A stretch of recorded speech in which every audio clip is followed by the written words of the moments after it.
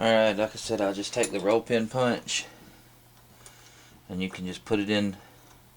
You'll feel it sit right in the tip of that of the primer, and you just pop it out.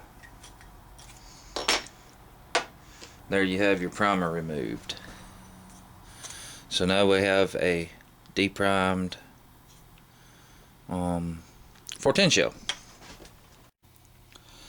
Alright, so we've got her deprimed. The next thing we need to do is we need to resize it, because a lot of times the guns have different size chambers, and especially I see a lot of the ones of the Federals I have, they don't want to fit in my gun. The bolt won't close, so you need to size it. This is where this little sizing ring I made comes in.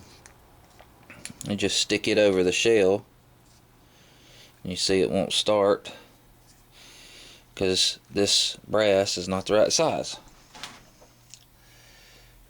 So I can just set my piece of shotgun barrel or pipe or whatever it is that you're going to use to hold it. The biggest thing is you want something hollow that'll hold the case but support the washer. So we got our case in there.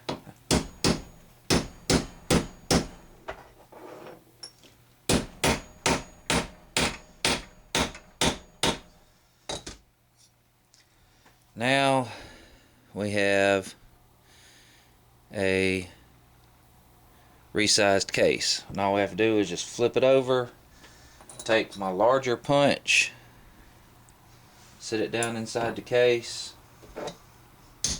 give it a couple of whacks.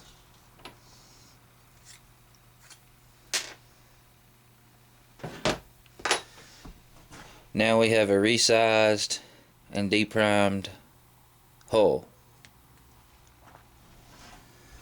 Now the next thing we're going to do is we got to replace a primer. This is a live primer. You can use Winchester, Remington, whatever.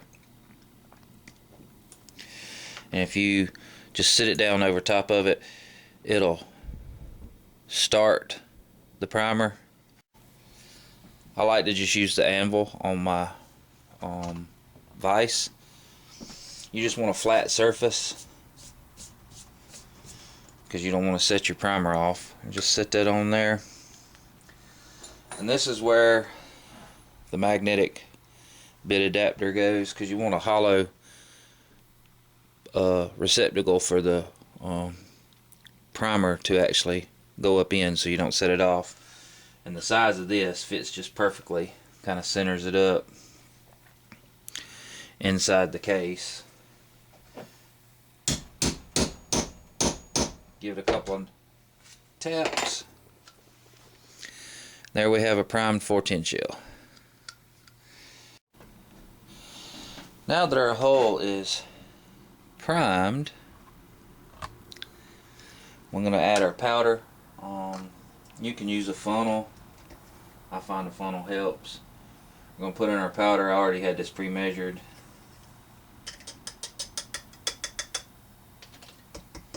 For the sake of camera sake,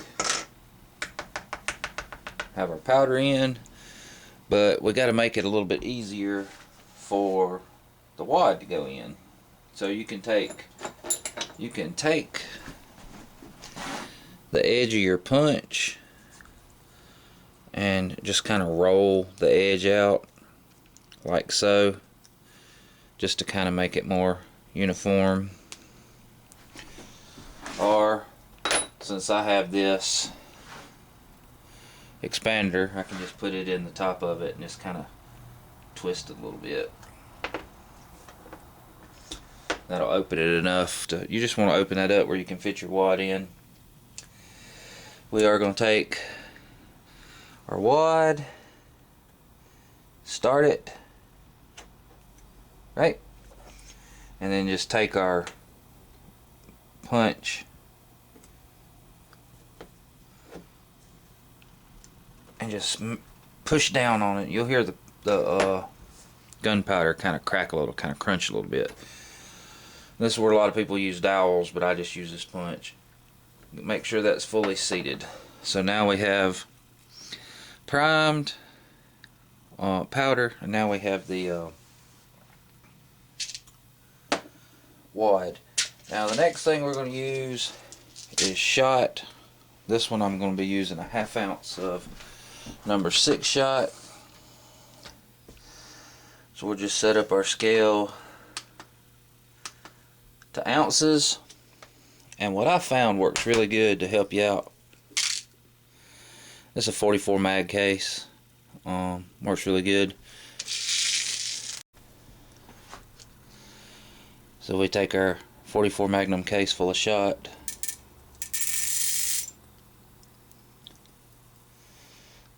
dump it in.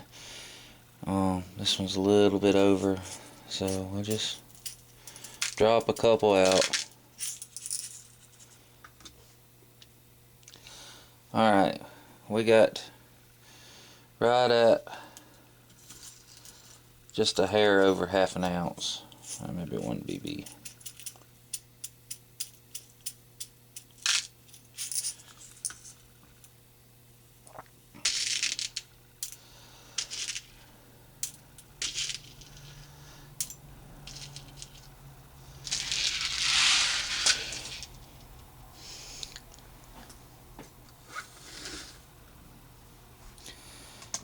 If you can see that or not.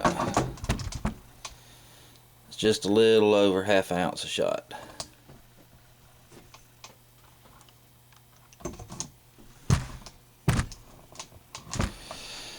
Alright, now again we can take our funnel,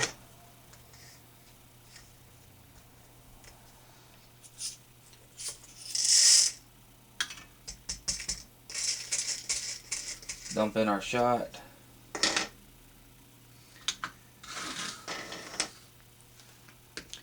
and now we have the shot in our case. I always like to do is just take a punch, kind of make sure I got all the shot kind of level, and also you'll be able to, once you get used to how you want your loads to be, you can look and eyeball it and see where the shot sits in here. Now here's where I take a straight edge. If you see the factory crimp on these where they already started, I just take something like this. Is just a shaping spoon for a different project, and I'll just kind of push in those original lines just to kind of get the general shape back of what the hull should be. And some people will take and put the funnel over it and press, but what I find works really well is if I take this lid off of a vape juice bottle, and you just want to push that down as you're turning. You can see how it starts to crimp.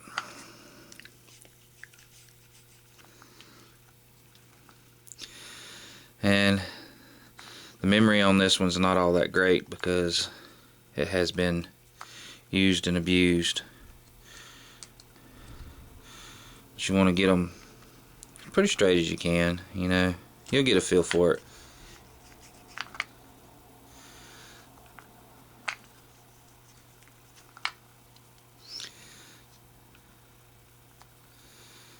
And if it don't look right, you just pull it back out. You know, it all depends on how perfect you want your loads. Like this one, the memory on this one's not wanting to cooperate. But that's why I make these videos, because if it's going to happen to me, it's going to happen to you. So, I'll get it started like so.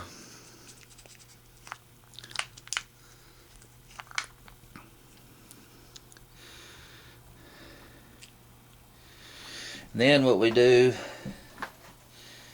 is I take it and put it in my piece of water pipe that I cut. I just slide it over the top of it.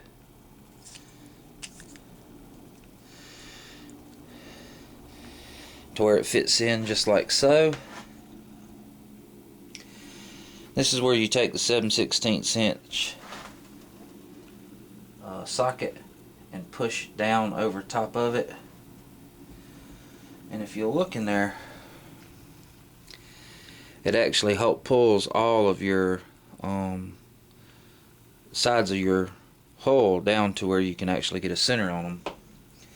Then you just want to take a punch, that's the larger one that will just fit inside the socket. And then you can press down, starting your crimp.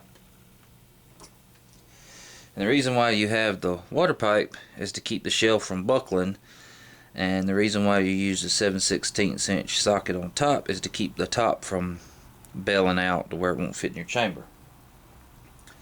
And typically what I'll do is I'll take something flat over the punch and just push it in.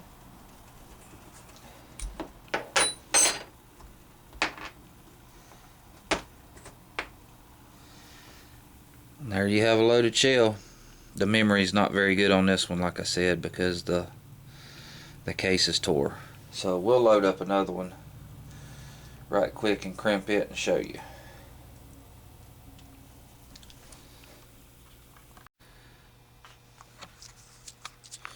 Alright, we got a case not tore up this time. If you see, the case on this one is split, so it just wasn't cooperating. So we got a better case.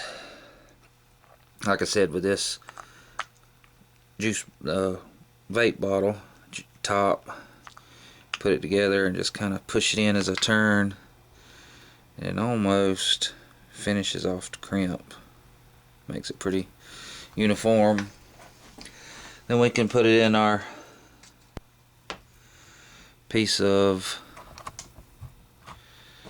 water pipe, put our 7/16 inch socket over the top of it, press down.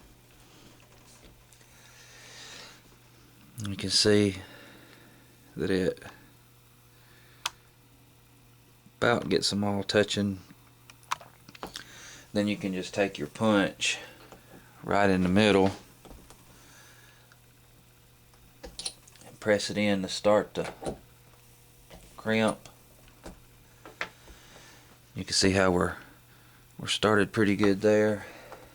Make sure we got our socket on good and tight. And you can take the handle of your hammer or whatever and just press it down.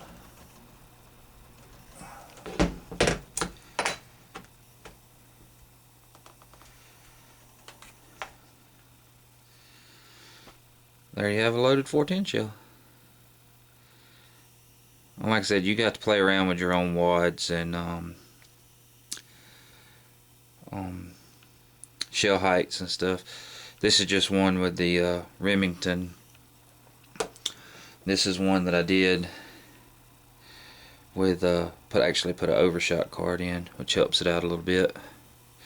We may do that with the Remington load. That's pretty much all you have to do to reload your own 410 shells. Alright, what we did is we added 3 overshot cards. I punched out myself, and what really makes the nice little insert, you have your shell here. I just take this little T90 nut. You see it fits perfectly on top, like so. With the case, and I put my socket over the top of it, insert my punch between like so.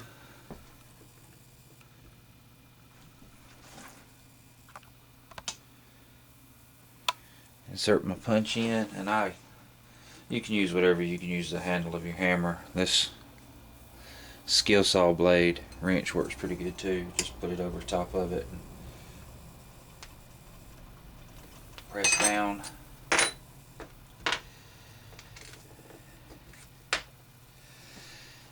Gives you a really nice crimp.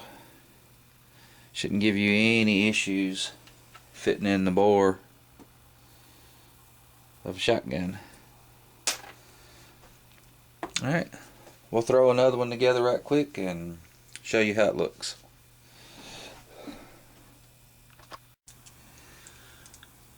Alright, if you see the difference in the length of these shells, the Remington is just a little bit longer. That's why I needed the 3 overshot cards. I did not need an overshot card with the Federals. They're just a little bit shorter, but to each their own. You know, that one load should work for any of those. And I'm also going to load up a right quick a Winchester HS load, see how it does. But the Remington, I had to use 3 shot cards. Federal, I didn't have to use anything. And the little nut on top in between my socket and water pipe worked really good to give it that nice almost inverted crimp. Pretty similar to factory. So should be some good squirrel loads, number 6 shot. Alright.